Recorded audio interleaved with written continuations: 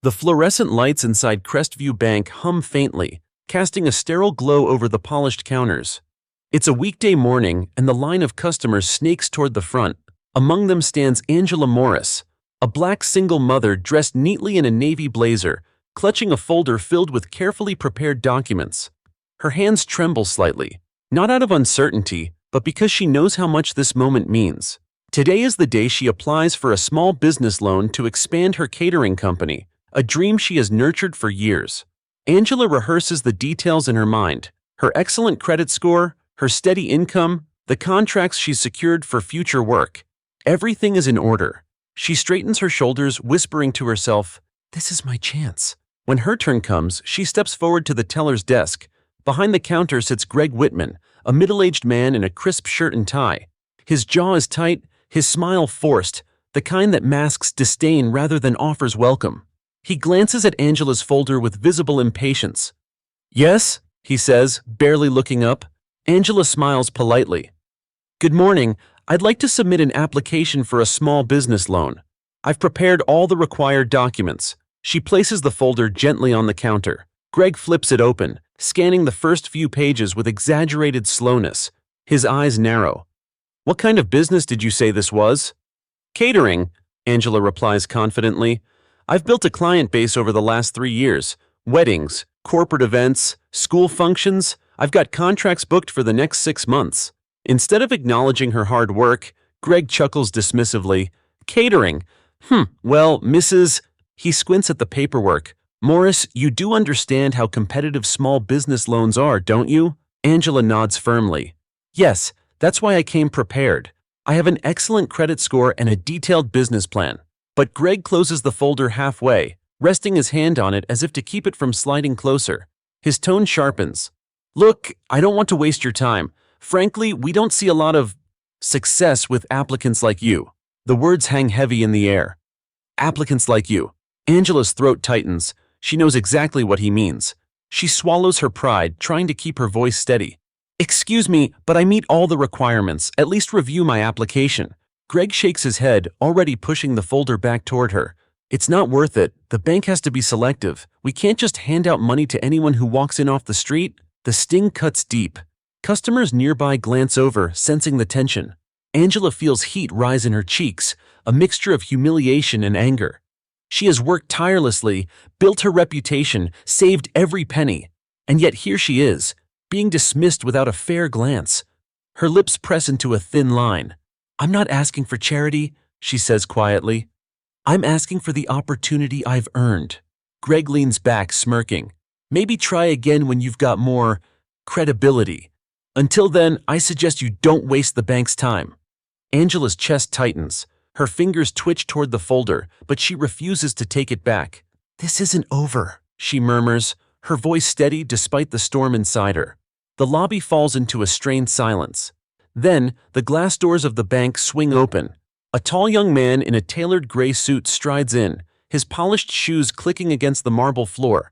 His presence commands attention instantly, broad-shouldered, confident, eyes sharp with purpose. Several heads turn as he heads straight for the counter. "Mom," he calls, his voice firm but warm. Angela's heart swells. It's her son, Marcus Morris, recently graduated from law school, already making waves at a respected firm downtown. She hadn't expected him to meet her here, but seeing him now feels like divine timing. Greg raises an eyebrow, clearly surprised. "This is your son?" Marcus steps between them, his gaze locking onto Greg with quiet intensity. "That's right. And who exactly do you think you are to tell my mother she's not even worth a fair review?" The teller shifts uncomfortably, his smirk faltering for the first time. Customers lean closer, sensing the shift in power. Angela exhales slowly. For the first time since stepping up to the counter, she feels the weight lift from her shoulders. The battle she thought she'd face alone is no longer hers to carry. And in that charged moment, the atmosphere inside Crestview Bank changes completely.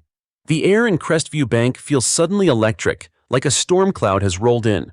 Customers stop mid-transaction, turning their heads toward the counter where Angela and her son stand. Some lean closer, sensing the clash that's about to unfold. Marcus rests a steadying hand on his mother's shoulder. His voice carries a calm authority that makes even the security guard near the door pause. "You're telling me Marcus says, eyes locked on Greg, that my mother's application isn't worth reviewing? Despite her excellent credit score and contracts in hand, Greg clears his throat, suddenly aware of the growing attention. I didn't say it wasn't worth reviewing. I just said these kinds of loans are competitive. We have to be realistic about… Realistic about what? Marcus cuts in, his tone sharp. About dismissing qualified applicants without even looking at their paperwork? Or realistic about the fact that you decided the second you saw her face that she wasn't worth your time? Gasps ripple through the lobby. Angela bites her lip, her eyes stinging. She's proud but also deeply unsettled. Confrontations like this rarely end without consequence. Greg stiffens. Sir, I don't appreciate your tone. We reserve the right to use discretion. Marcus leans in slightly, his voice low but cutting. Discretion doesn't mean discrimination, and I assure you I know the difference, because while you've been stamping papers behind a counter, I've been studying the law, and what I see here, it reeks of unlawful bias. The room stills. Even Greg's rehearsed smugness falters. Angela whispers, Marcus, maybe we should… But Marcus shakes his head gently. No, Mom. You've fought too long to be silenced again. He looks back at Greg. Here's what's going to happen. You're going to review her application fairly, as required by your own bank's policy, or we escalate, because I promise you, this will not disappear quietly. The branch manager, a woman in her 40s named Janet Hayes, emerges from a side office, drawn by the raised voices. What's going on here? She asks briskly, her eyes darting between Greg and Marcus. Greg straightens his tie. Just a misunderstanding. This applicant's request doesn't meet… Marcus steps forward. No, this isn't a misunderstanding. This is an employee dismissing a qualified black woman without even processing her documents. If you're the manager, I'd advise you to intervene before this becomes a legal matter. Janet's brows knit. Is that true, Greg? Did you refuse to process the application? Greg stammers. I was simply trying to save her time. It didn't seem like… Didn't seem? Marcus repeats, incredulous. You're not a fortune teller. You're a bank teller. Your job is to process applications, not play judge and jury. A murmur of agreement rises from the customers. Someone in line mutters, he's right. Angela feels her knees wobble, not from fear, but from the sheer weight of finally being defended so fiercely. She looks around the lobby, realizing eyes aren't on her in judgment anymore. They're on Greg, scrutinizing him. Janet exhales sharply. Greg, step into my office. Now! Greg's face flushes red, but he obeys, shooting Marcus a glare as he passes. Once Greg disappears into the office, Janet turns to Angela with a professional smile. Mrs. Morris, I apologize for what just occurred. Your application deserves a fair review. If you'd like, I'll personally oversee it. Angela blinks, stunned. For so long she'd grown used to being brushed aside, the sudden validation feels almost surreal. Thank you, she says softly. Marcus, however, isn't finished. An apology is a start, but let's be clear, this isn't just about my mother. How many others walked in here and were turned away without someone to fight for them? How many dreams were crushed at this counter? The words land heavy. Janet shifts uncomfortably but nods. You make a fair point. I'll ensure we review our practices. What happened here will be addressed. As the tension eases, the customers who witnessed the confrontation begin to speak up. One elderly woman approaches Angela. You handled that with such grace. Don't let anyone tell you you're less than. Another man nods at Marcus. Good for you, son. Too many people get away with things like this. Angela feels tears sting her eyes. For the first time, instead of humiliation, she feels seen. When the crowd begins to thin, Marcus turns to his mother. Are you okay? Angela exhales, steadying herself. I am now. I didn't expect you to walk in when you did. Marcus smiles faintly. I promised Dad I'd always look out for you. And I meant it. Angela squeezes his hand. You've done more than that. You reminded me I deserve to be heard. Later, as Janet personally accepts the folder of documents, Angela feels the weight shift inside her. The battle isn't over, loan approvals take time, but something else has changed. The silence she's endured for so long has been broken, and this time, she isn't standing alone. And as she walks out of the bank beside her son, the sun spilling through the glass doors, Angela feels a flicker of something powerful, not just hope, justice. The following morning, Angela sits at her kitchen table, sipping coffee that's long since gone cold. The folder of documents, now safely in the bank manager's hands, no longer sits like a weight on her shoulders. Yet her mind keeps replaying the scene at Crestview Bank. Greg's smirk, his dismissive words, and then Marcus, standing tall, turning the room in her favor. She exhales slowly. It shouldn't take my son walking in for me to be treated fairly. Across the table, Marcus scrolls through his phone, his brow furrowed. Mom, you're trending. Angela blinks. Trending? What do you mean? He swivels his phone around. A customer at the bank had recorded part of the confrontation, and the clip has already spread online. In it, Marcus's words echo clearly. Discretion doesn't mean discrimination. And I assure you, I know the difference. The video has thousands of shares, with comments pouring in. Finally, someone called it out. How many times has this happened to people who didn't have a lawyer for a son? Proud of this young man for defending his mother. Angela covers her mouth with her hand. Oh, Lord. Marcus shrugs. It's the truth. People needed to hear it. By the afternoon, local news picks up the story. Reporters camp outside Crestview Bank, interviewing customers about the incident. Some recall Greg's reputation for being curt and dismissive. Others praise Angela's composure and Marcus's courage. Inside her catering kitchen, Angela's employees buzz with excitement. Miss Angela, you're on TV, one of them exclaims, pointing at a small screen mounted on the wall. There she is, Angela Morris, standing calmly at the bank counter while Marcus's voice slices through the air. For Angela, the attention feels overwhelming. She's always preferred to let her food speak for her, not the spotlight. But she realizes now, this isn't about attention. It's about visibility. Meanwhile, at the bank, fallout brews. Janet Hayes sits in her office, scrolling through the viral video with growing unease. She knows the optics are bad. Crestview Bank cannot afford to appear discriminatory, not when community trust is on the line. She calls an emergency meeting with her staff. Greg sits stiffly, defensive. This is being blown out of proportion. She wasn't qualified. Janet slams a folder shut. Enough. I reviewed her paperwork myself. Mrs. Morris is more than qualified. You dismissed her because of your bias, and now the entire city knows it. This isn't just bad judgment, Greg. It's a liability. The room falls silent.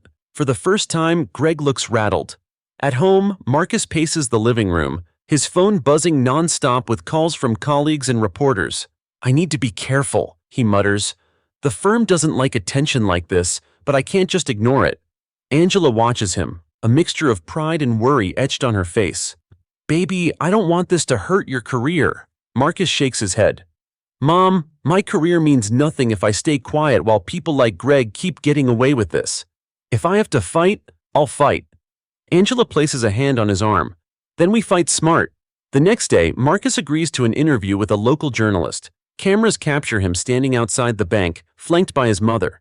This isn't just about one teller or one bank, he says firmly. It's about the systemic barriers that hardworking people, especially women of color, face every day. My mother deserved fairness, and so do thousands of others. This cannot continue.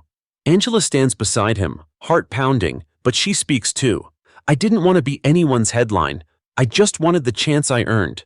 But if my story shines a light for others, then maybe something good will come from this. The clip airs that evening, reaching even further than the first video. Back at Crestview, Janet feels the pressure mount. Corporate headquarters calls, demanding a full report. She knows disciplinary action is inevitable for Greg, but more importantly, she knows change is needed if the bank wants to repair its reputation. Draft a statement, she instructs her assistant, and make it clear, this bank does not tolerate discrimination, period. Angela, meanwhile, finds her catering business flooded with new inquiries. Dozens of messages pour in, people offering support, promising to book her services, even strangers thanking her for her grace under fire. Sitting at her desk, Angela feels a shift. For so long, she has fought to prove her worth in silence. But now, her story carries a voice louder than she ever imagined.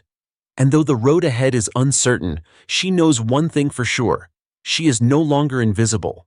By the end of the week, Angela's name is everywhere. Her phone rings nonstop. Supporters, clients, even journalists trying to schedule interviews.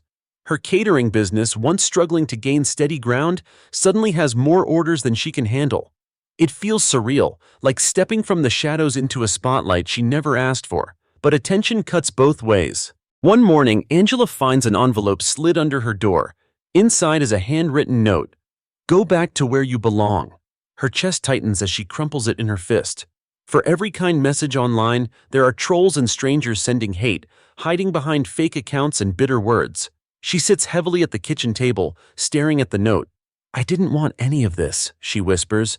Marcus, seated across from her, looks up from his laptop. "Mom, don't let them scare you. That's exactly what they want." Angela shakes her head. "I wanted a fair loan, not to become a symbol." "You are more than a symbol," Marcus insists. "You're proof that standing up works, proof that silence isn't the answer." Meanwhile, the bank struggles to contain the firestorm. Crestview's headquarters releases a statement promising an internal investigation, but critics call it hollow. Activists stage a demonstration outside the branch, holding signs that read, "Fairness for all" and "Banking without bias." News crews swarm the scene, filming as chants echo down the street. Inside, Janet Hayes meets with corporate officials over video conference. Her voice trembles slightly as she delivers updates. "Greg has been suspended pending review. We're drafting a public apology." "Not good enough," one executive barks. "We need community trust back. Find a way to make this right or we'll lose more than credibility." Janet exhales heavily when the call ends. She knows Greg's career is essentially over, but that won't erase the damage. The bank needs a gesture, something bold. That afternoon, Marcus receives a call from a civil rights attorney, offering to represent Angela pro bono if she wants to file a discrimination lawsuit. He presents the idea to his mother, but Angela hesitates. "I don't want to spend years fighting in court," she says, shaking her head.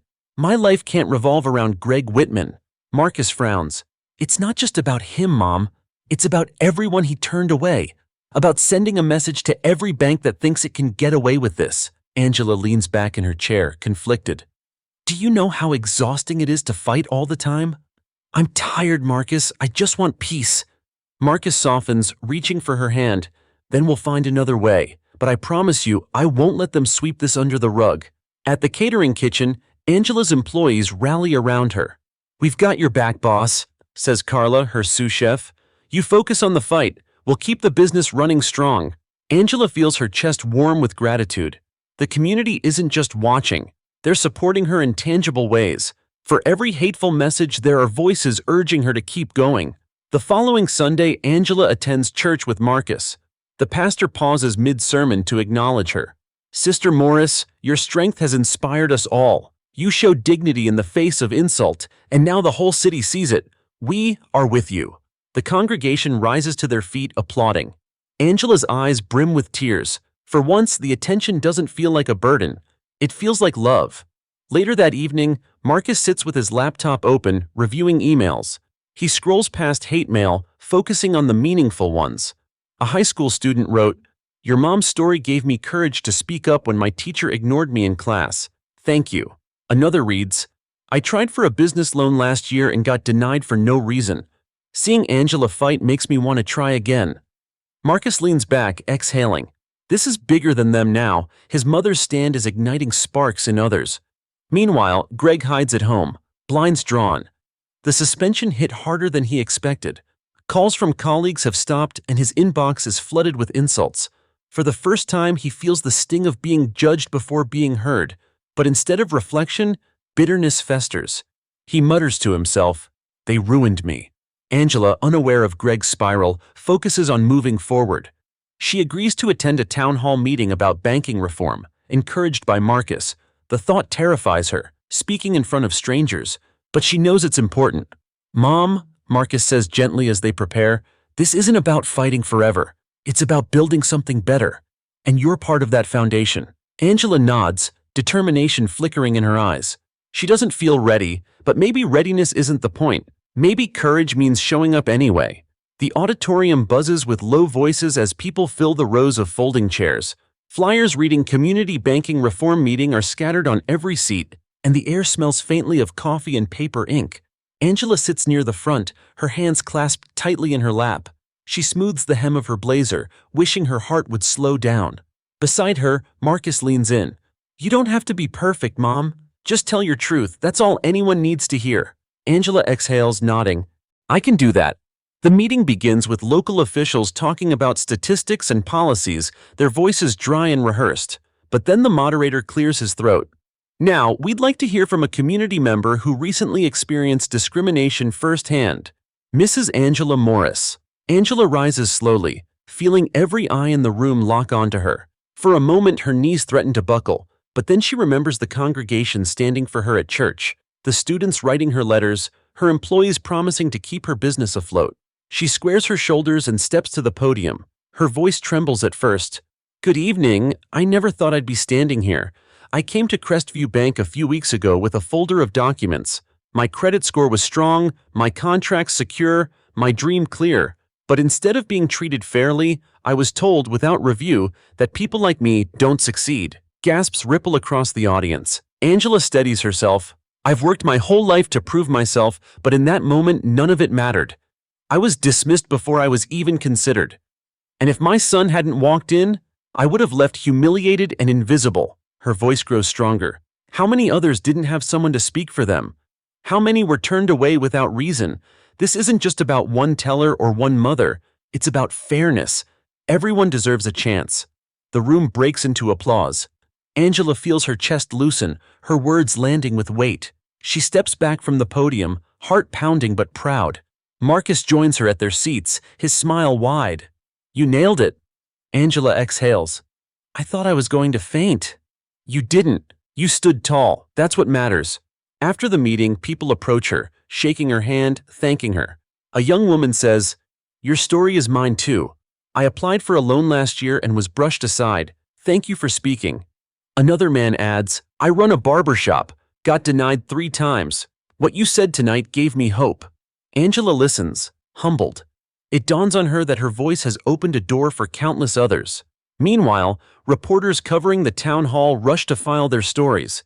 Headlines the next morning read, "Local Mother Challenges, Banking Discrimination in Powerful Speech, Community Rallies Around Angela Morris at Reform Meeting." The story grows. What began as one humiliating morning at Crestview Bank has become a citywide movement for change. At the bank, Janet Hayes reads the articles with a tight jaw. She knows Crestview's reputation is unraveling. Headquarters sends an urgent memo. Rebuild community trust immediately. Consider outreach programs, partnerships, or risk losing entire districts. Greg, still suspended, seethes as he scrolls through online comments. Every post paints him as the villain. His bitterness hardens. "They made me the scapegoat," he mutters, but deep down he knows the truth. His arrogance lit the fire. Back at Angela's catering kitchen, the atmosphere is brighter than ever. Orders keep rolling in, many from new clients who want to support her. Her employees work with renewed energy, decorating cupcakes, stirring sauces, packing trays for deliveries. "Business is booming, Miss Angela," Carla grins. Angela smiles faintly. Maybe something good really is coming from all this. One evening, as Angela and Marcus walk home from the shop, a group of teenagers approaches them. For a moment, Angela tenses. Memories of hate mail flash through her mind, but the teens simply smile. "Mrs. Morris," one says shyly, "we watched your speech online. You were amazing. We're starting a school project about fairness in business because of you." Angela's eyes soften. "Thank you. That means more than you know." As the teens walk away, Marcus leans close. "See, you're not just telling your story anymore. You're shaping theirs." Angela nods slowly, realizing the truth.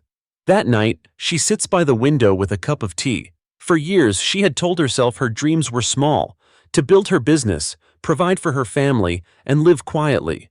But now, she understands her life touches far more than her kitchen. Her story has become a spark, lighting fires in hearts she may never meet. And as she looks out at the city lights, Angela knows the fight isn't just hers anymore. It belongs to everyone who refuses to be silenced. The following week, Angela wakes to the sound of her phone buzzing non-stop. She groans, rolling over to check the screen. Dozens of notifications flood her feed. Emails, text messages, social media mentions. Her speech from the town hall has gone viral overnight. Clips circulate with captions like, "Every community needs an Angela Morris." Angela sits up, stunned. "Lord have mercy!" Marcus appears in the doorway, already dressed for work, his tie knotted perfectly. "You're everywhere, Mom. Even the morning news picked it up." Angela shakes her head, overwhelmed. I never wanted fame. I just wanted fairness. Marcus smiles knowingly. Sometimes fairness demands a bigger stage. By midday, reporters camp outside Angela's catering kitchen. Customers arrive not just for food, but to meet the woman who dared to speak up. Some bring flowers. Others simply say, "Thank you." Angela feels both humbled and burdened. Every handshake, every smile carries weight, expectations she never asked for but can't ignore. During a quiet moment, Carla pulls her aside. "Miss Angela, don't forget, you're still you. All this attention doesn't change the heart you've always had." Angela nods gratefully. Carla is right.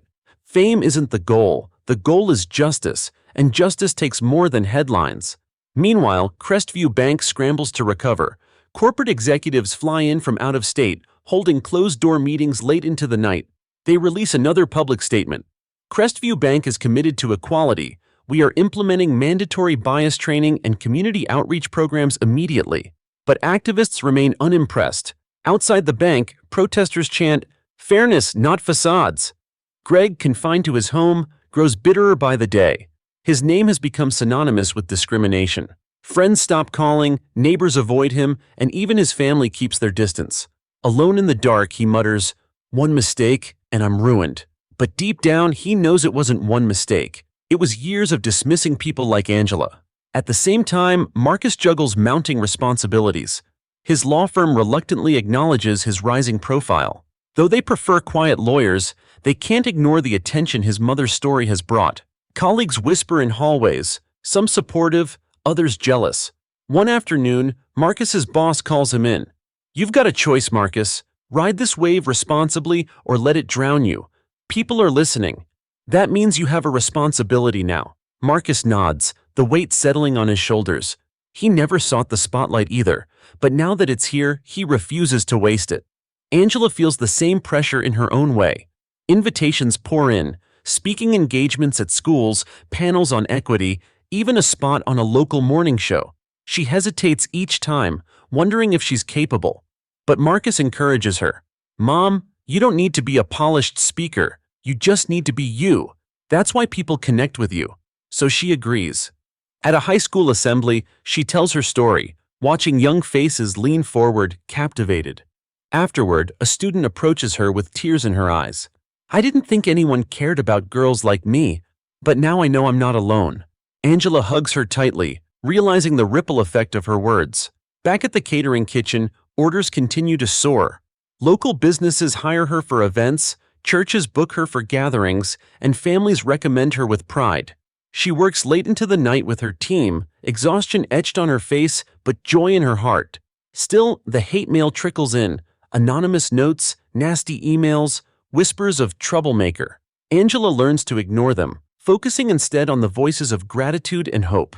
One evening, Marcus joins her at the kitchen, helping pack trays for delivery. "You know," he says, sealing a box, "Dad would be proud of you." Angela pauses, tears prickling her eyes. "You think so?" "I know so. He always said you had more strength than you realized." Angela smiles softly. "I guess I'm finally learning to see it." That night, as Angela lays in bed, she reflects on the whirlwind of the past weeks. From humiliation at a bank counter to standing at podiums before strangers, her life has changed in ways she never imagined. But she knows this isn't just about her anymore. It's about every person silenced by prejudice, every dream crushed by bias. And as long as she has breath, she'll keep speaking, not because she wanted the spotlight, but because the truth deserves to be heard. Angela closes her eyes, whispering a quiet prayer. "Give me the strength to keep going." Angela wakes to another day of headlines, her name splashed across newspapers and online articles. From bank counter to community voice, Angela Morris inspires change. The praise is humbling, but also exhausting. Each article feels like another layer of responsibility stacked onto her shoulders. At the catering kitchen, her employees greet her with cheers, but Angela waves them off with a smile. "We've got trays to fill, people. Let's focus." Work gives her grounding, a place where flour, butter, and determination mix into something tangible. But even there, reporters knock on the door, cameras flashing, hungry for more.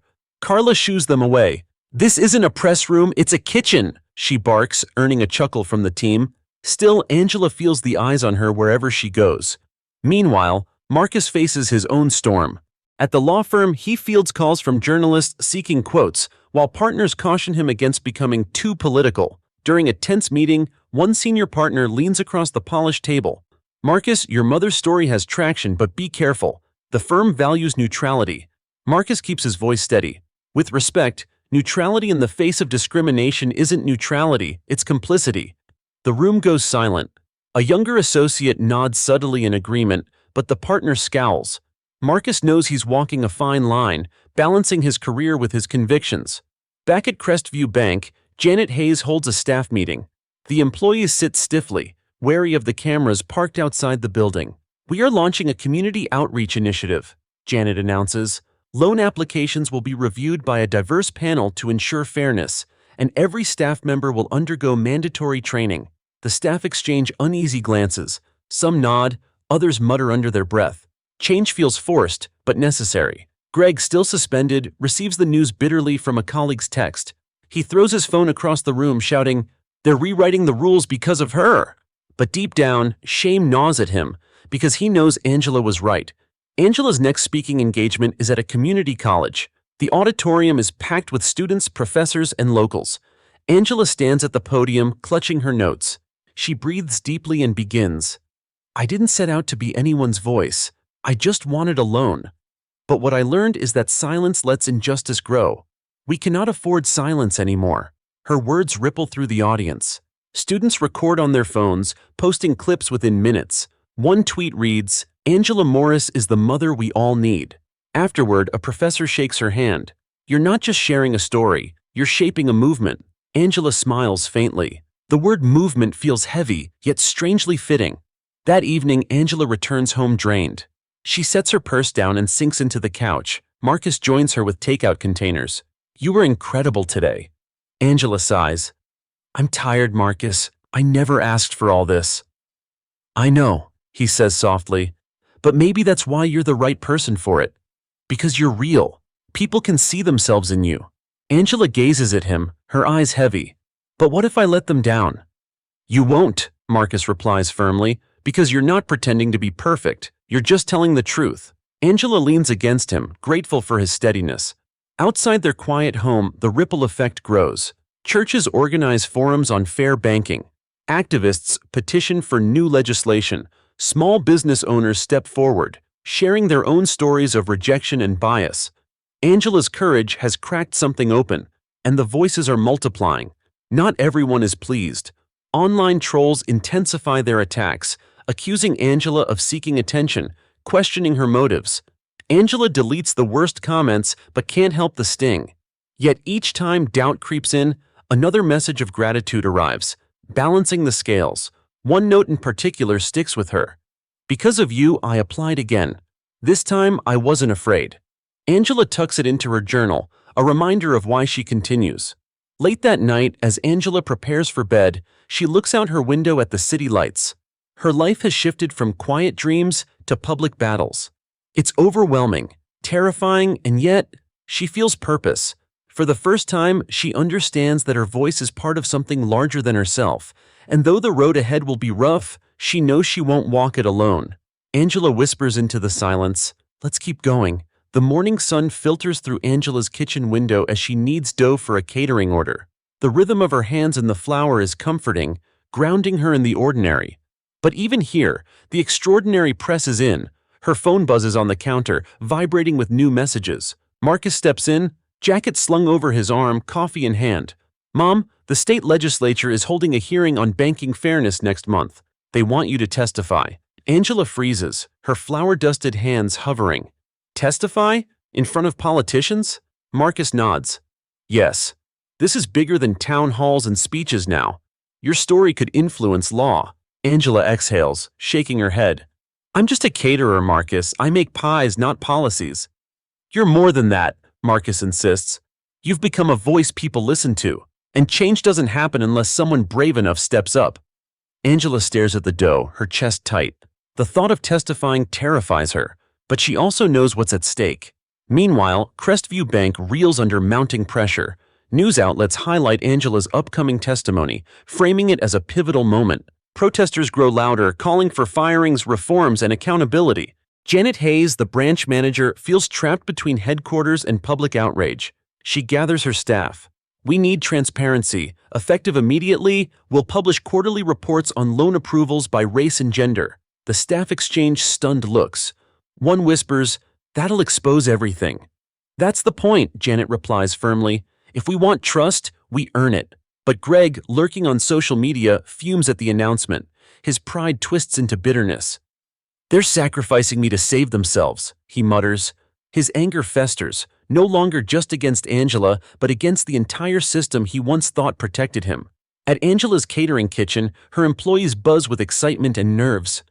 "Miss Angela, you've got to go to that hearing," Carla says, setting down a tray of cookies. "You'll be speaking for all of us." Angela wipes her hands on her apron. "What if I mess up? What if I freeze?" Carla shakes her head. "You won't. You've already changed lives. We've seen it. Now it's time they do too." The team nods in agreement. Their faith steadies Angela more than she expected. In the days leading up to the hearing, Marcus coaches Angela on public speaking. They sit at the dining room table, papers scattered everywhere. "Keep it clear," Marcus advises. "Facts and feelings together. Tell them how you were dismissed and what that dismissal represents for thousands of others." Angela bites her lip. "What if they don't care?" "Then at least they'll hear the truth," Marcus replies. And truth has a way of echoing, even if it takes time. The night before the hearing, Angela lies awake staring at the ceiling. Fear gnaws at her, whispering that she's not enough, that she'll stumble, that her words won't matter. But another voice, quieter yet stronger, whispers back, "You've already come this far. Don't stop now." She finally falls asleep, clutching the encouraging note from the student who had thanked her for speaking out. The day of the hearing arrives. The state capitol building looms tall, its marble steps crowded with activists, reporters, and onlookers. Signs wave in the air. "Justice in banking, Angela speaks for us." Angela climbs the steps beside Marcus, her knees trembling but her head high. The cameras flash, capturing every step. Inside, the hearing room buzzes with anticipation. Lawmakers shuffle papers, staffers whisper, journalists prepare their recorders. Angela takes her seat at the witness table, her heart pounding like a drum. The chairperson clears his throat. "Mrs. Angela Morris, thank you for being here today. Please share your testimony." Angela grips the microphone, her hands trembling slightly. She looks out at the room, the lawmakers, the cameras, the expectant faces. She takes a deep breath. "My name is Angela Morris," she begins, her voice wavering at first. "I'm not a politician or a banker. I'm a mother. I'm a small business owner. And I'm here because one morning, I walked into a bank with everything in order. Good credit, steady contracts, a dream. And I was told, without a glance at my paperwork, that people like me don't succeed." The room stills. Angela continues, stronger now. "That moment wasn't just about me. It was about every person who's been dismissed because of who they are, not what they've earned. I'm asking you today to ensure fairness isn't optional. It's required." Her words hang in the air, heavy and undeniable. When she finishes, the room erupts in applause, unusual in such a formal setting. Reporters scramble to file stories, activists cheer, and lawmakers exchange meaningful glances. Angela sits back, trembling but proud. For the first time, she feels not just like a voice in the crowd, but a force shaping the future. The morning after Angela's testimony, headlines blaze across the state. Angela Morris brings banking bias to the Capitol. Lawmakers moved by mother's emotional plea. Angela flips through the newspapers at her kitchen table, the words still feeling unreal. She never imagined her name printed in bold type, but here it is, a symbol of something larger than herself. Marcus sips his coffee, scrolling through his phone. "You made an impact, Mom. Calls for reform are everywhere. Even senators are tweeting about you." Angela shakes her head, exhaling slowly. "I'm glad they heard me. But Marcus, speeches don't change laws overnight." "They start the process," Marcus replies, "and sometimes that's enough to shift tides." At the state capitol, the hearing continues to reverberate. Lawmakers debate new policies, requiring independent review panels for loan applications, enforcing stricter anti-discrimination standards, and funding financial literacy programs in underserved communities. Angela's story becomes a touchstone in their discussions, an undeniable example of why change is needed. Reporters seek her out for follow-ups, amplifying her message. Commentators on television call her the unexpected face of fairness. Angela finds herself both humbled and uneasy by the title. She never wanted to be anyone's face, yet here she is. Meanwhile, Crestview Bank faces a storm it can no longer control. Customers close accounts in protest, moving their money to credit unions and community banks. Branch managers scramble to calm angry callers. At headquarters, executives convene crisis meetings, calculating losses. Janet Hayes, the branch manager who witnessed it all, stands before her team. "We're being tested. We either adapt or collapse. I don't care what corporate says. We're going to rebuild trust here, at the ground level." Some employees nod with relief. Others remain wary, wondering if it's too late. Greg, however, stews in his bitterness. He spends his days glued to his computer, reading hateful forums where strangers defend him and blame Angela. It fuels his resentment, convincing him he's the victim. "They destroyed my career," he mutters, "and she's being worshipped." His anger hardens, blinding him to the truth. Back in Angela's world, her catering business continues to flourish. Orders double, and her employees rally around her with joy. They paint the words, "Fairness feeds us all," on the side of the delivery van, turning every trip into a moving statement. Angela beams when she sees it, though her modesty protests. "Oh Lord, now the whole city will be watching us drive." Carla grins. "Good, let them watch. We're proud of you." The kitchen hums with life, the aroma of baked bread and simmering sauces mingling with laughter and hope. For Angela, this feels like victory. Not the fame, but the strength of community. Yet the fight is not without cost. Angela's inbox still receives hateful messages, some more threatening than before. Marcus worries, suggesting extra precautions. "Mom, we should think about security. I don't trust everyone out there." Angela sighs.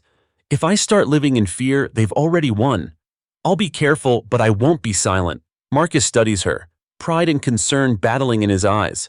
He knows her courage is unshakable, but he also knows the dangers that come with standing in the light. One evening, Angela is invited to a televised panel on economic fairness. She sits under bright studio lights, her nerves jangling, as experts debate around her. When it's her turn to speak, she leans into the microphone. "I'm not an economist or a politician. I'm a mother. I'm a business owner. And I was denied not because of numbers, but because of who I am. That's why this matters. Because if it can happen to me, it can happen to anyone. And if we allow it, it will keep happening." Her words cut through the jargon like a blade. The panel quiets, and viewers across the state feel the weight of her truth. That night, after the broadcast, Angela sits on her porch with Marcus, listening to the crickets. The summer air is heavy but calm. "You're changing things, Mom," Marcus says softly. Angela shakes her head. "No, Marcus, we are. You stood by me when I wanted to walk away. The community showed up when I thought I was alone. I may be the one speaking, but this fight belongs to all of us." Marcus smiles, touched. "Then we'll keep fighting together." Angela looks out at the quiet street. The stars faint above. For the first time in weeks, she feels peace settle over her. Not because the battle is over, but because she knows she's not carrying it alone. The days following the televised panel bring a tidal wave of reactions. Social media swells with hashtags like #StandWithAngela and #FairnessInFinance. Clips of her calm but powerful words circulate on TikTok, where young people remix her speech with music and bold captions. The movement is no longer confined to newspapers and political halls. It's alive in living rooms, classrooms, and street corners. Angela scrolls through the posts cautiously, torn between gratitude and unease. "I never asked for this," she murmurs to herself, setting her phone down. But even as she says it, she knows the truth. She has become the unwilling heart of something too big to step away from. At Crestview Bank headquarters, the pressure mounts. Executives gather in a glass-walled boardroom, tension etched on every face. A regional director slams a report onto the table. "We've lost over 10% of deposits in 2 weeks. If this continues, we risk collapse in multiple branches." A silence falls. Finally, the CEO speaks. "Then we must adapt. Publicly, dramatically." Angela Morris, another executive, mutters. Her name comes up in every survey. She's the face of this crisis. The CEO leans back, steepling his fingers. Then perhaps she can also be part of the solution. Outreach, reconciliation, partnership. We'll invite her to the table. The idea hangs heavy. No one knows if Angela will accept or if the community will see it as genuine. But desperation leaves little room for choice. Greg hears about this new strategy and nearly explodes. Pacing his living room, he rants to the empty walls. They're bowing to her. Her! I gave my life to that bank and now I'm the villain while she's the hero. His bitterness has festered so long it has become poison, isolating him from reality. But anger blinds him. Instead of reflecting, he doubles down on resentment. Meanwhile, Angela focuses on her business. Her kitchen smells of cinnamon and roasted vegetables, trays lined neatly for delivery. The steady rhythm of cooking is her refuge, though interruptions are constant. A knock at the door reveals a reporter holding a microphone. "Mrs. Morris, how does it feel knowing you've become the symbol of reform?" Angela sighs. "It feels heavy, but if my story helps others, then the wait is worth it." Carla shoos the reporter away, laughing. "Can't you see she's busy saving the world and feeding it?"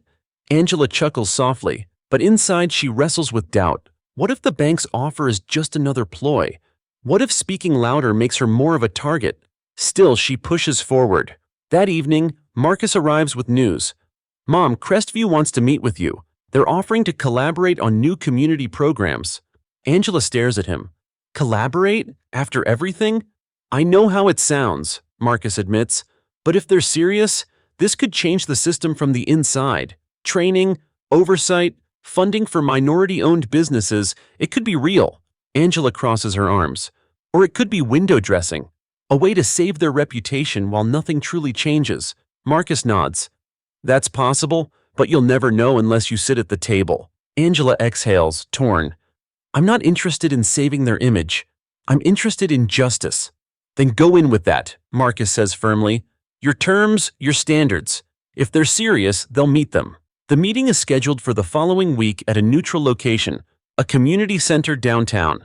Angela prepares nervously, writing notes late into the night. Carla and the kitchen staff encourage her. "Don't let them smooth-talk you, Miss Angela," Carla warns.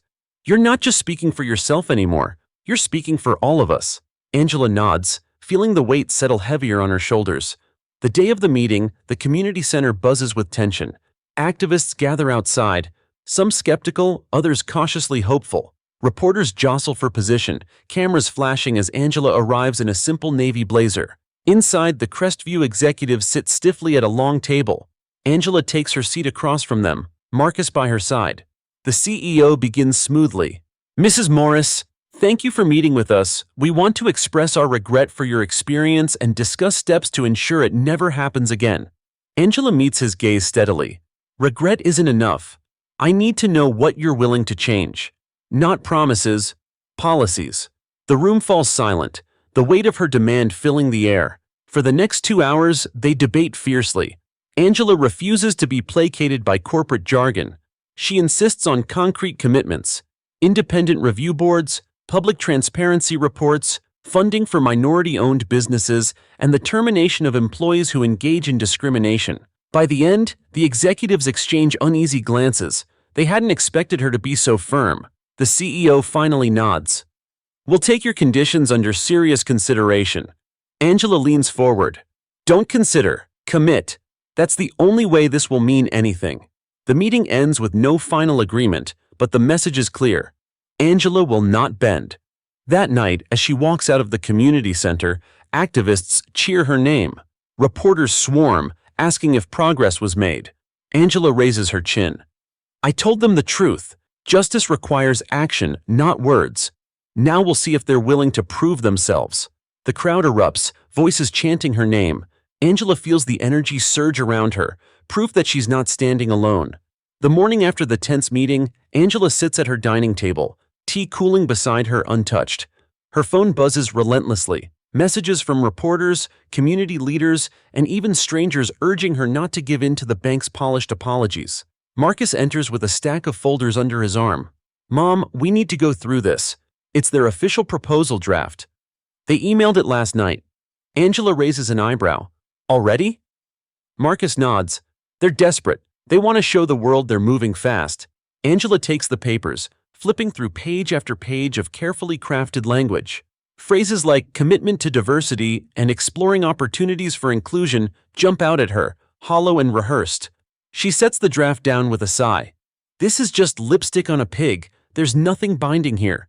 No accountability. Marcus sits across from her, his tone calm but firm. That's why you pushed them in that meeting. They're trying to cut corners, but they know the eyes of the public are on them. If we reject this, it forces them back to the table. Angela leans back, rubbing her temples. I didn't ask for any of this, Marcus. I just wanted fairness for my business. You got fairness for yourself, Marcus replies. Now it's about fairness for everyone else. Angela closes her eyes, knowing he's right. Meanwhile, outside Crestview's headquarters, protests swell larger than ever. Demonstrators hold signs reading, "Justice not promises," and "Angela speaks for us." News helicopters circle above, capturing the scene. The public no longer trusts the bank's words. They want to see change written into law. Inside, the boardroom is a war zone. Executives bicker, accusing each other of mishandling the crisis. The CEO pounds the table. We cannot afford another misstep. If we don't act decisively, we'll lose everything. Janet Hayes sits quietly, listening. She knows the truth. The damage is already done. The only way forward is genuine reform. But whether her superiors understand that remains uncertain. Greg, watching the news coverage from his couch, nearly foams with rage. The chants outside the bank, the headlines praising Angela. It's all salt in his wound. She's destroying everything I built, he growls. But deep down, another thought gnaws at him. Maybe it wasn't Angela who destroyed his career. Maybe it was his own arrogance, his decision to dismiss her without even looking at her papers. The thought is too painful to face, so he buries it under layers of bitterness. Angela's catering business continues to thrive, but she feels the strain. Exhaustion creeps in, late nights filled with phone calls, early mornings spent in the kitchen, endless questions from reporters. Carla notices. "Miss Angela," Carla says gently, placing a hand on her shoulder. "You're carrying too much. Let us help more." Angela smiles faintly. "You already do more than enough. Not just with the business," Carla insists. "With the movement, you don't have to stand alone at every podium. Let others speak too. You've opened the door. Now let the community walk through it." The words sink deep. Angela realizes she's been so focused on her own voice that she hasn't always made space for others. Maybe part of leading is knowing when to step back. That evening, Angela attends a community meeting at a local church. The pews are filled with small business owners, students, and elders, all eager to discuss next steps. Angela sits quietly at first, listening as others share their stories. A barber talks about being denied a loan 3 times despite strong revenue. A single mother explains how she was offered predatory terms that nearly ruined her. Their voices echo Angela's own experience, each story stitching into a larger tapestry of injustice. Finally, Angela stands. "I've told my story enough. Tonight, I want us all to tell ours. The bank isn't just accountable to me, it's accountable to every person in this room." The crowd nods, some even cheering. For the first time, Angela feels a weight lift from her shoulders. This isn't her fight alone anymore. It belongs to the community. Back at home later, Marcus studies her carefully. "You look lighter tonight." Angela smiles softly. "Because I finally realized something. I'm not the movement. I'm just part of it. And that's enough." Marcus nods, pride in his eyes. That's more than enough. The next morning, news outlets report on the church meeting, praising the growing coalition of voices. The headlines shift from Angela Morris versus Crestview Bank to Community Demands Reform. Angela feels relief at the change. It's no longer her name alone carrying the weight. Still, she knows the battle is far from over. The bank's hollow proposal lingers on her table, a reminder that words without action mean nothing. The fight now is to turn promises into policy, and policy into protection. And Angela, though weary, steels herself for the road ahead. Angela walks into the community center on a Wednesday evening, expecting another small gathering. Instead, she freezes at the sight before her, rows of folding chairs filled with people, the hum of voices thick with determination. Word of the movement has spread further than she imagined. A young man waves her over. "Mrs. Morris, thank you for coming. Folks have been waiting to hear from you." Angela smiles nervously, clutching her purse. "I think they've heard enough from me. Tonight, I'm here to listen." The meeting begins, led by a local pastor. Small business owners share testimonies, their voices shaking with both pain and resolve. One woman describes how her bakery nearly closed after a denied loan. A father recounts the humiliation of being told he wasn't the right fit for financial support despite years of hard work. Angela listens intently, each story cutting deep. When the pastor invites her to speak, she rises slowly. "I once thought my rejection was just my burden to bear," she says, her voice carrying through the hall.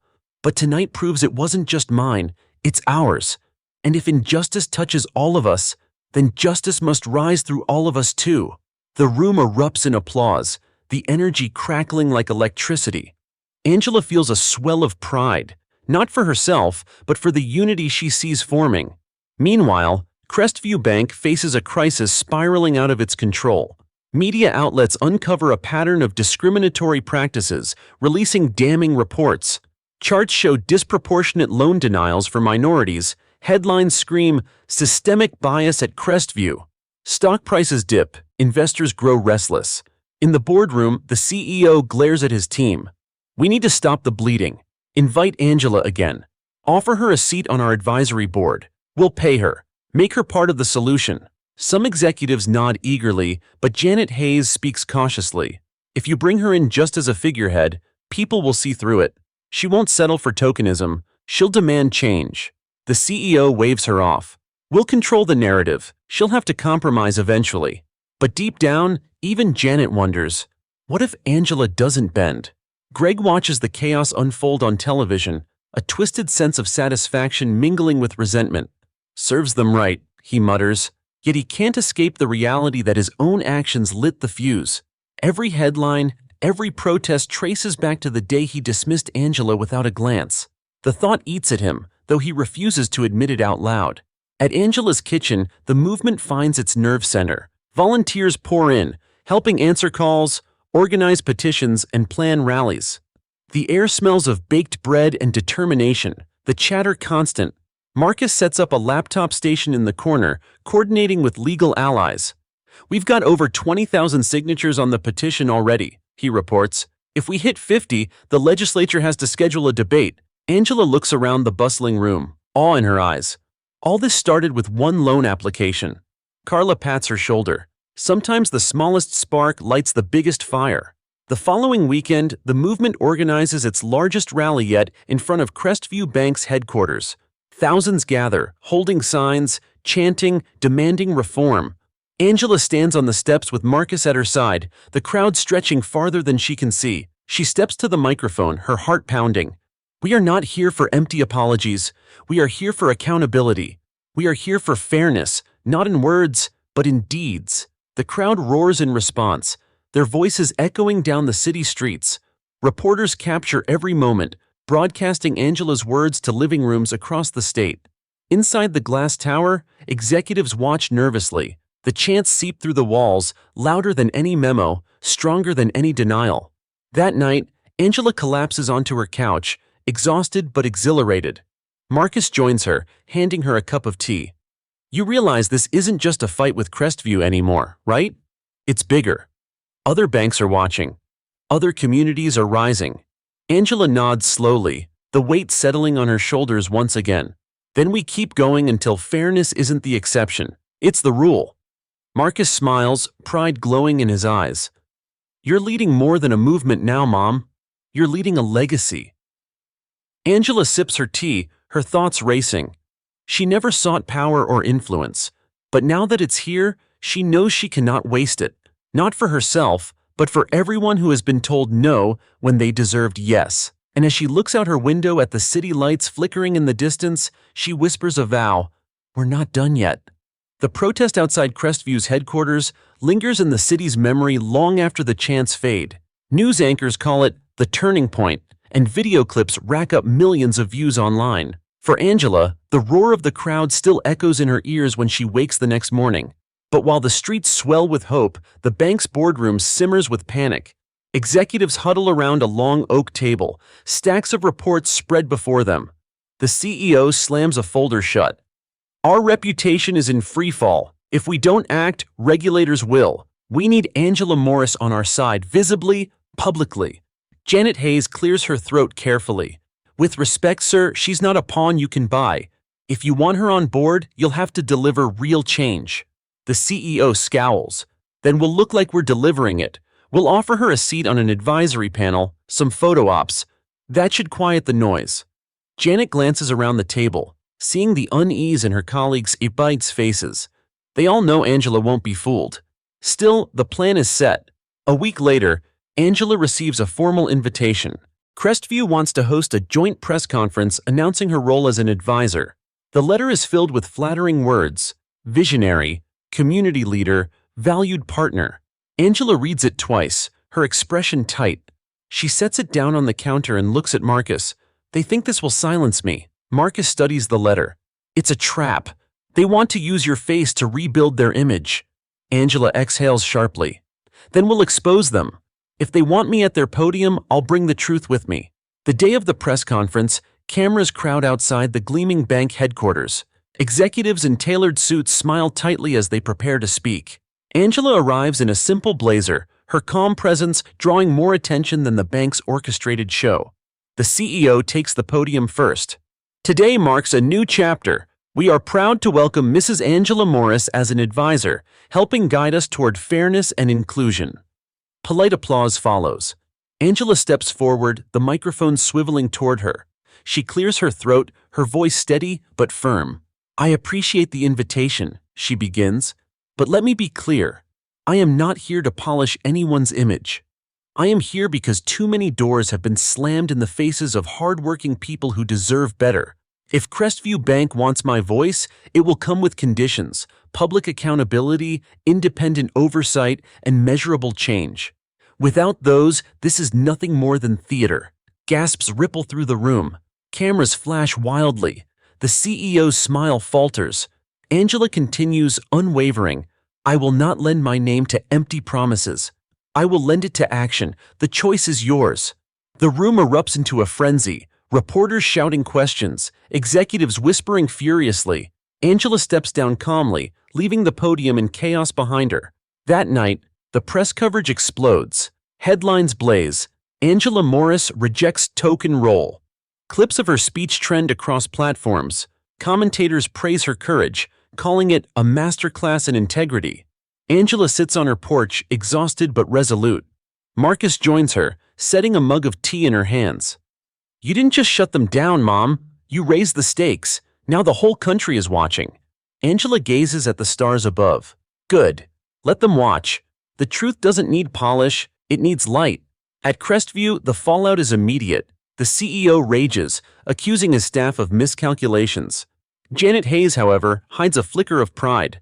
Angela's words cut deeper than any internal memo could have. Perhaps now, real change might finally become inevitable. Greg, watching the press conference alone, seethes. He slams his fist onto the arm of his chair. She humiliated them, humiliated me. His bitterness festers into something darker, a storm he can no longer contain. The next day, Angela receives an outpouring of support.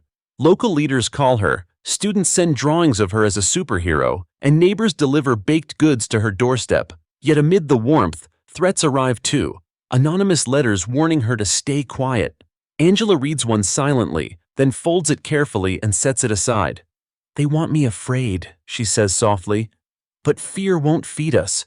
Truth will. Later that evening, Angela attends another rally. The crowd greets her like family, voices chanting her name. She raises her hands for silence. I turned down Crestview's offer because I refused to be their decoration. This fight is not about titles or stages, it's about fairness. And we will not stop until fairness is the rule, not the exception.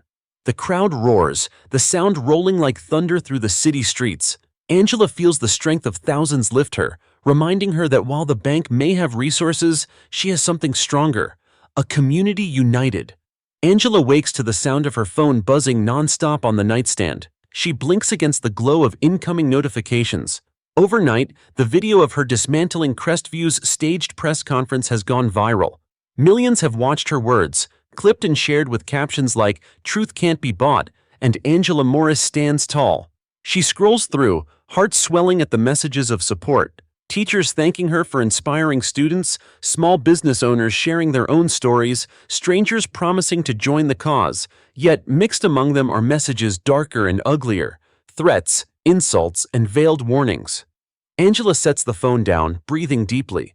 The weight of her visibility presses heavy, but she steadies herself with a quiet thought. If they're this loud, it means they're afraid of change. Across town, Crestview's boardroom simmers with fury. The CEO paces at the head of the table, barking at his executives. She humiliated us in front of the entire country. Stockholders are demanding answers. Our credibility is in shreds. One executive clears his throat timidly. Maybe it's time we actually commit to... The CEO slams his fist down. No, we control this narrative, not her. But Janet Hayes can't stay silent. She leans forward, voice sharp. Sir, we don't control the narrative anymore. Angela does. If we don't make real changes, we're finished. This is bigger than public relations. It's survival. The room falls silent, the truth echoing in the air. Greg, meanwhile, spirals further into obsession. Watching Angela's rise from his cluttered living room, his bitterness twists into paranoia. She ruined me, he mutters, scrolling through online forums where anonymous users spew venom. She's turning everyone against me. In his darkest moments, he convinces himself he's the true victim, blind to the fact that his downfall was his own doing. The more Angela shines, the deeper he sinks into shadow. At the community center, Angela meets with her coalition. The room buzzes with energy. Posters line the walls, laptops glow with petition numbers, volunteers chatter about upcoming rallies. Marcus stands at the front, pointing to a chart. We've hit 50,000 signatures, he announces. That means the legislature is required to hold a debate on banking reform. The room erupts in cheers. Angela smiles, though her eyes betray fatigue. She knows the fight is far from over. When the noise quiets, she speaks. This isn't my victory, it's ours. Every signature, every protest, every story shared brings us closer to change. But we can't let up. The bank is hoping we'll tire out. We won't. Applause fills the hall, the determination palpable. Later that evening, Angela and Marcus walk home under the glow of streetlights. Marcus glances at his mother. You're pushing yourself too hard. You barely sleep, barely eat. Angela sighs. I know. But if I stop, even for a moment, what if it all falls apart? Marcus places a reassuring hand on her shoulder. Then others will carry it. That's what you taught them. You're not alone anymore. Angela looks at him, her heart softening. He's right. The movement no longer depends on her voice alone. It has grown beyond her. The next day, the state legislature formally schedules the debate. News outlets explode with coverage. Analysts call it a watershed moment in financial reform. Reporters flock to Angela's doorstep, microphones and cameras flashing as they pepper her with questions. Mrs. Morris, how do you feel knowing your case has led to this historic debate? Angela straightens her posture, her tone steady. I feel proud of my community. This isn't about one application, it's about fairness for everyone. And now the lawmakers must decide whose side they're on. Her words headline evening broadcasts, igniting conversations at dinner tables across the state. At Crestview, the mood darkens further. Executives scramble to prepare for the debate, fearing regulatory fallout. The CEO clings to denial, insisting they can spin the narrative. But Janet Hayes sees the writing on the wall. She knows Angela's movement won't stop until action is real, and for the first time, she begins to question where her own loyalties lie. That night, Angela returns home to find her porch stacked with letters, flowers, and homemade gifts. She picks up one envelope addressed in a child's handwriting. Inside is a drawing of Angela standing on a stage, a cape fluttering behind her with the words, "My hero." Angela's eyes well with tears. She presses the drawing to her chest, whispering, "Lord, give me strength to live up to this." The morning of the debate dawns gray and heavy, the sky swollen with clouds. Outside the state capitol, crowds gather early, banners and signs waving in the damp breeze. Reporters swarm the steps, microphones poised for sound bites. The air is thick with anticipation. Everyone knows today is historic. Angela arrives with Marcus at her side, her modest navy suit contrasting against the marble columns of power. Protesters cheer as she approaches, some shouting her name, others chanting, "Justice, not promises." The swell of support steadies her nerves. Inside, the legislature chamber fills with lawmakers, activists, and journalists. The hum of conversation quiets as the session is called to order. Cameras roll. All eyes turn to the raised platform where testimony will unfold. The first to speak is a state senator opposed to reform. He rises confidently, his tone smooth. "This movement is misguided," he declares. "Banks must make decisions based on risk, not emotion. Overregulation will cripple our economy." Some nod in agreement, but murmurs ripple through the audience. Angela sits calmly, her hands folded, waiting. Next, a reform advocate takes the floor. Risk cannot become a code word for prejudice, she counters.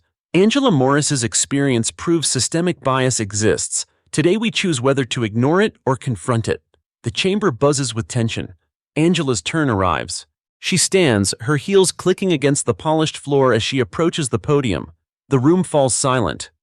"I never imagined I'd stand in this place," she begins, her voice carrying steady. "I walked into Crestview Bank hoping for opportunity and left with humiliation. Not because of my finances, not because of my business plan, but because of my skin." Gasps whisper across the chamber. Angela continues, "I am not an economist. I am a mother, a business owner, and a citizen who deserves fairness. And I am not alone. Thousands of us have faced closed doors, denied not by numbers, but by prejudice hidden behind numbers.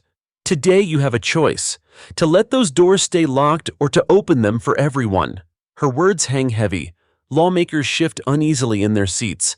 The gallery erupts in applause before the gavel bangs for silence. As Angela steps down, Marcus squeezes her hand. "You nailed it," he whispers. She exhales, grateful yet drained. The debate continues for hours. Opponents argue about economic risks. Supporters counter with stories of lives derailed by bias. The tension crescendos, the outcome uncertain.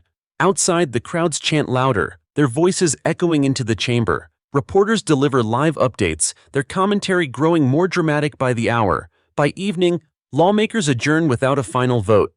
The decision will come later, but the momentum is undeniable. The debate has cracked something open and the world is watching.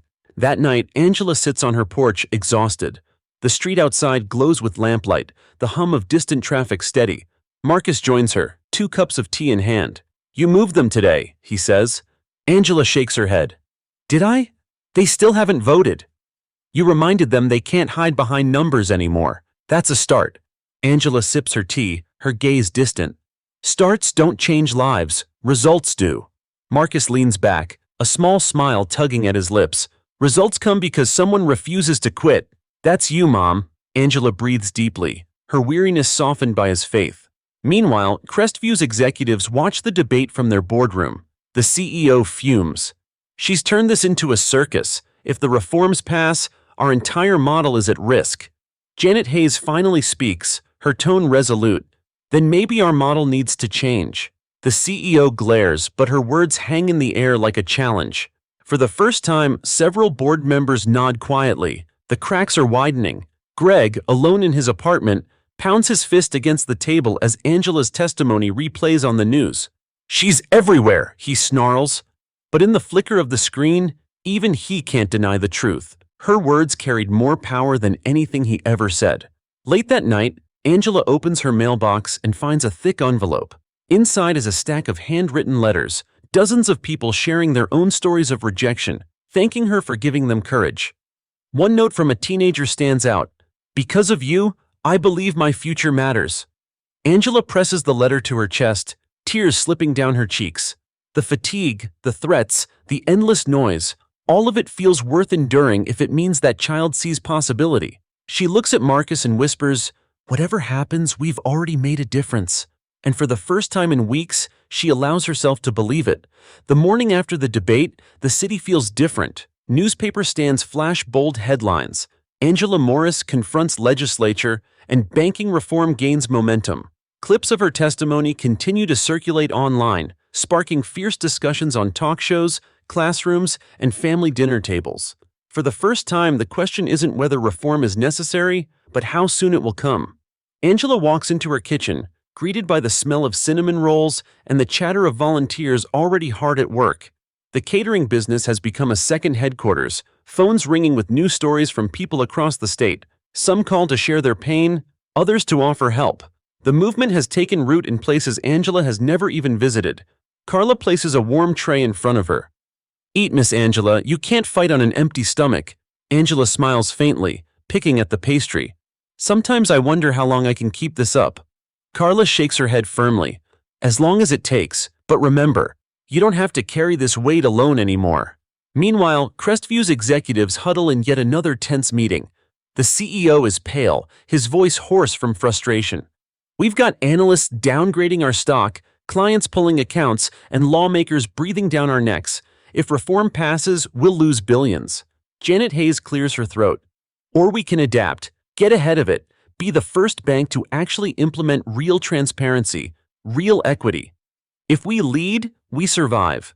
Her colleagues exchange uneasy glances. The CEO scoffs. You want us to bend the knee to Angela Morris? Janet meets his glare evenly. I want us to survive. And she's not the enemy. She's the bridge, if you're willing to cross it. Her words spark murmurs in the room. For the first time, some executives seem willing to listen. Greg, however, sinks deeper into darkness. Watching Angela's face on every channel fuels his rage. She's tearing everything down, he mutters, pacing his living room. His obsession grows, his bitterness calcifying into something dangerous.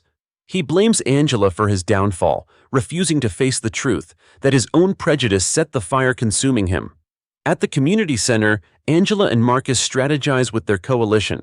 Maps and charts line the walls, covered with sticky notes tracking outreach efforts. Marcus points to a board. We've got commitments from 6 lawmakers to vote for reform. That's progress, but we need at least 4 more for it to pass.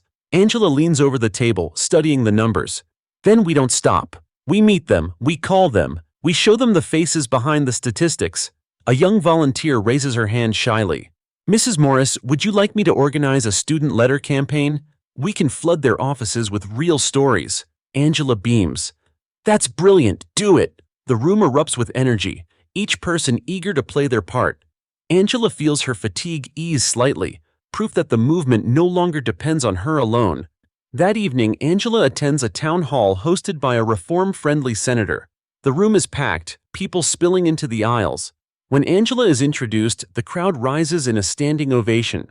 She steps to the microphone, her voice steady. This isn't just about banks. It's about dignity. It's about being told your dreams are too small, your worth too low, your future already decided. We are here to say no more. Fairness must be the rule, not the exception. The audience erupts, their cheers rolling like thunder. Angela scans the faces, students, elders, workers, parents, and feels the movement's heartbeat in every pair of eyes fixed on her. Back at Crestview, Janet watches the town hall on her tablet. She feels a strange mix of admiration and dread. Admiration for Angela's clarity, dread for the storm building against the bank. She closes the tablet, whispering to herself, "She's right, and we're running out of time." Late that night, Angela returns home to find Marcus waiting with more news. Mom, tomorrow the Legislative Committee begins drafting the bill. They're calling it the Fair Lending Act. Angela sinks into her chair, overwhelmed. A bill? Already? Marcus nods, smiling. Your fight lit the match. Now the fire's spreading. Angela exhales, both relief and fear swirling inside her. Then the real battle is just beginning. Before bed, Angela sifts through a pile of letters sent by supporters. One in particular catches her eye, a note from an elderly man. I was denied a loan in 1968 for the same reasons you were. I thought I'd never live to see this day. Thank you for proving change is still possible. Tears well in Angela's eyes. She folds the letter gently, placing it on her nightstand. For the first time in weeks, she feels not just weary but hopeful. The path is still long, but the tide has shifted. What began as her personal struggle has become a movement too big to silence. And deep down, Angela knows. The ground beneath Crestview is no longer steady. The draft of the Fair Lending Act hits the morning news like a thunderclap. Headlines blaze. Lawmakers take aim at discrimination in banking. Talk shows buzz with heated debates, pundits arguing over how far the law should go. For Angela, the news feels both exhilarating and terrifying. The fight she started is no longer confined to one bank or one city. It's about the entire system. Angela sits at her kitchen table, reading the bill summary aloud to Marcus. Mandatory reporting of loan approval demographics, creation of an independent oversight committee, penalties for discriminatory practices. She sets the paper down, her eyes wide. This is real. This could change everything. Marcus leans back, a grin tugging at his lips. Mom, you've lit a fire under the whole state. Angela exhales, overwhelmed. But now the banks will fight back harder. They won't go quietly. At Crestview headquarters, panic turns to strategy. The CEO calls an emergency session. This bill will destroy us if it passes. We need lobbyists, PR campaigns, donations, whatever it takes to kill it. Executives nod grimly, but Janet Hayes interrupts. Or we adapt. If we're the first to comply, we can rebuild trust. We could survive this by leading, not resisting. The CEO sneers. Leading? By surrendering? No, Janet replies firmly. By facing reality. The public won't forgive us if we keep fighting Angela Morris. We need to show we've learned. Her words stir unease. For the first time, several board members murmur in agreement. The CEO notices, his jaw tightening.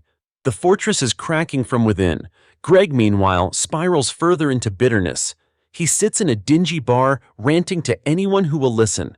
She's turning the whole state against me, against everything we built.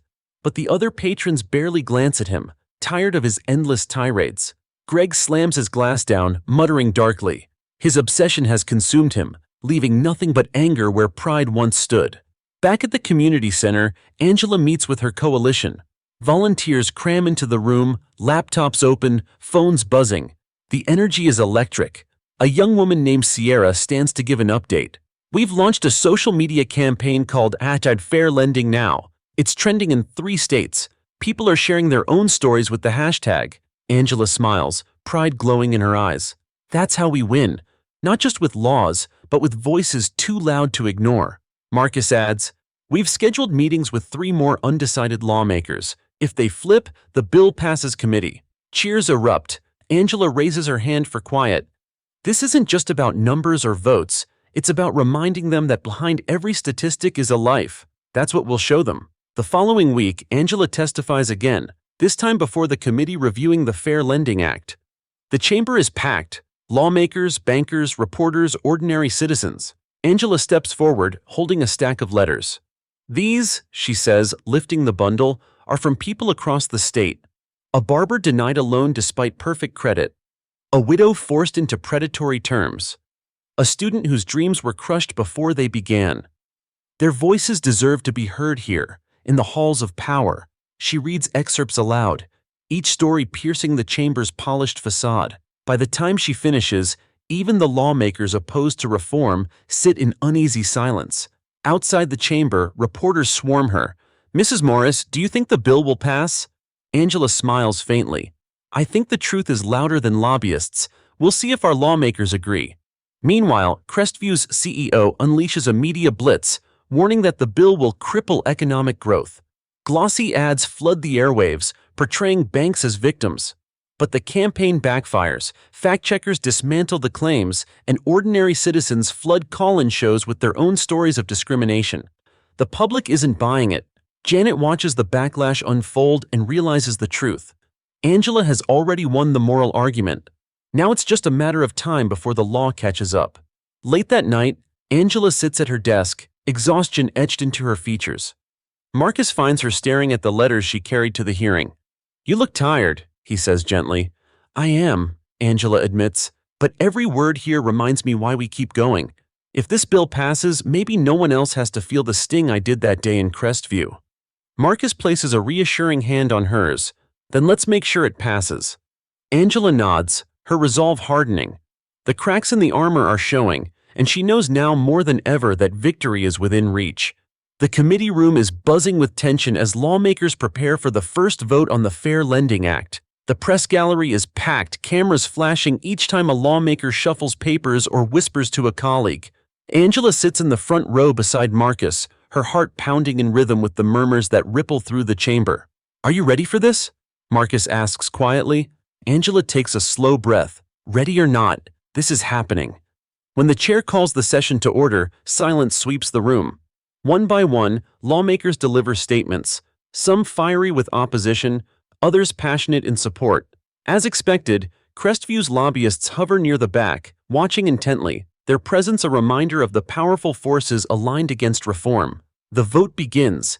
Each I or T echoes like a drumbeat. Angela squeezes Marcus's hand tightly.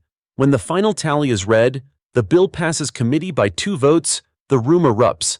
Supporters cheer, reporters rush out to deliver breaking news, and Angela exhales a shaky breath she didn't realize she was holding. Marcus grins. We did it, Mom. Angela shakes her head, a smile breaking through. We didn't do it. They did. All the people who refused to be silent. Outside the Capitol, crowds celebrate as the news spreads. Chants of fair lending now echo down the streets.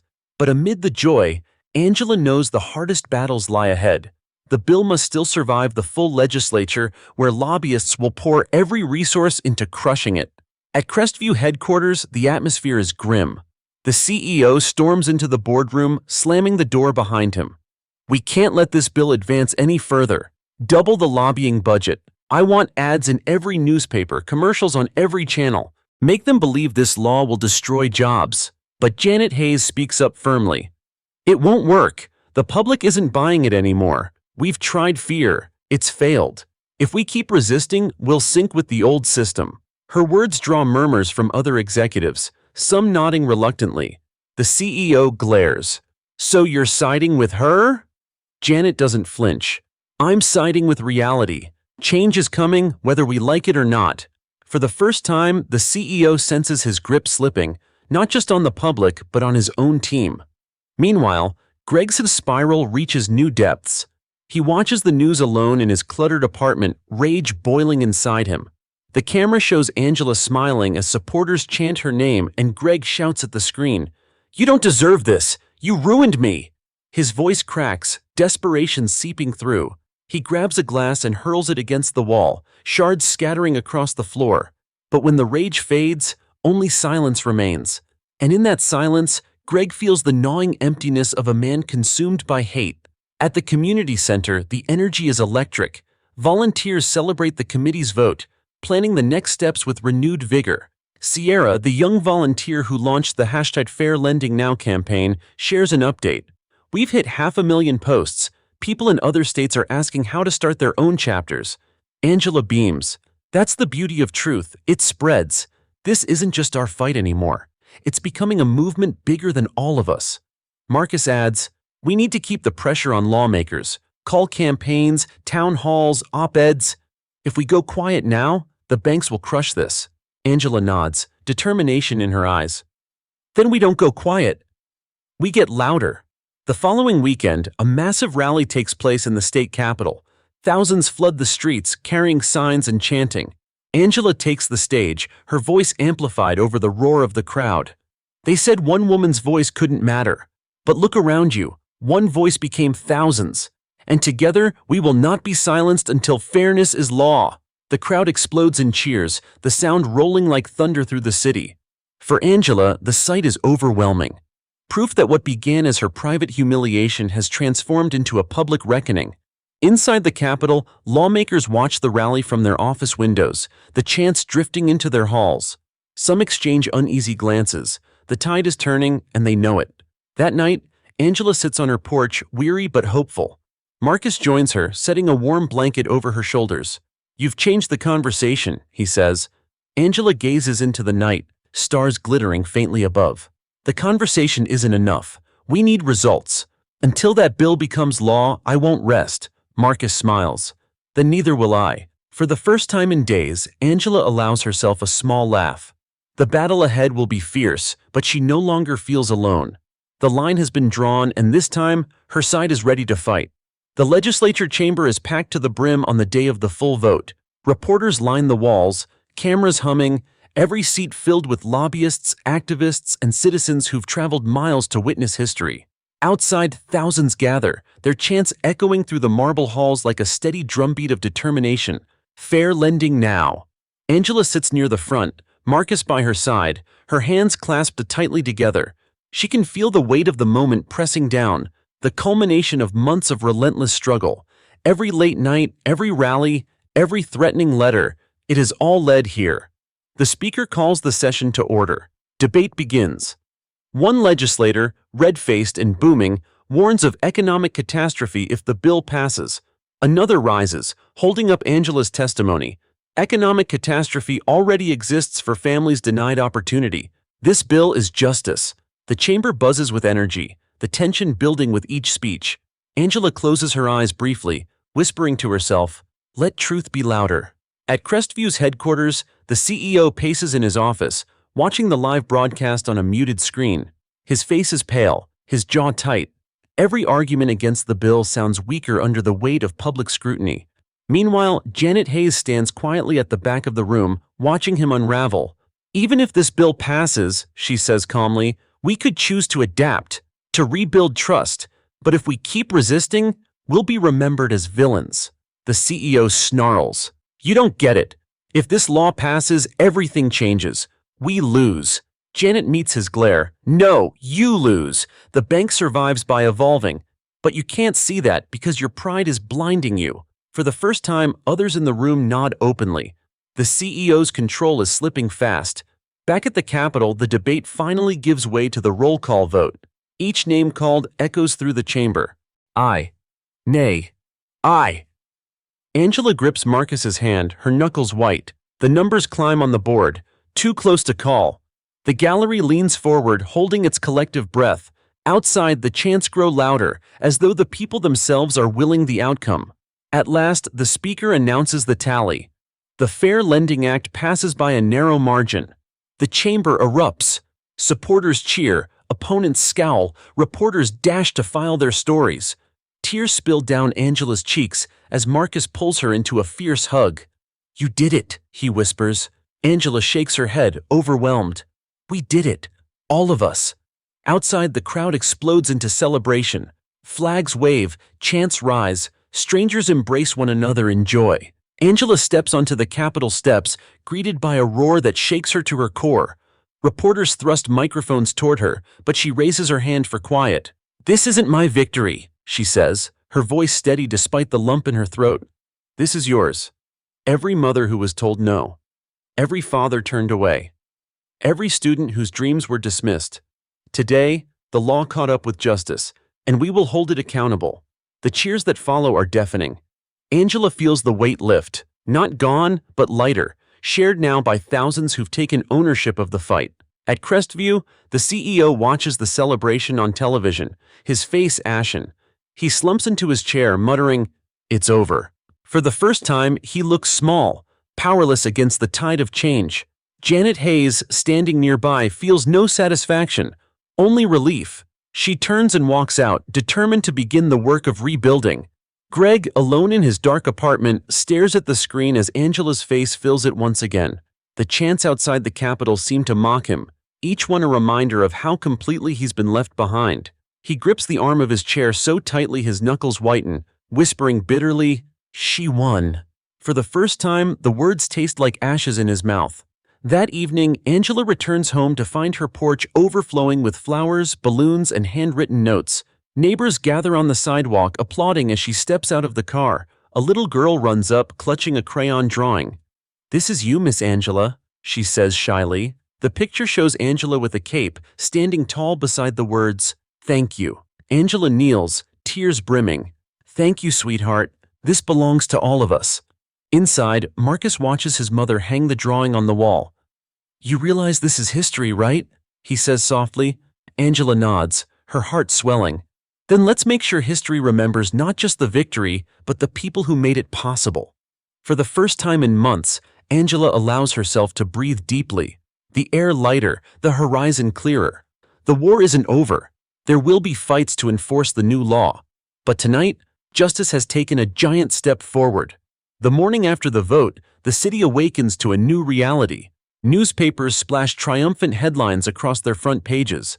Fair Lending Act passes, an historic victory for equality. Angela Morris's photo appears on nearly every screen, her raised fist outside the Capitol captured as a symbol of change.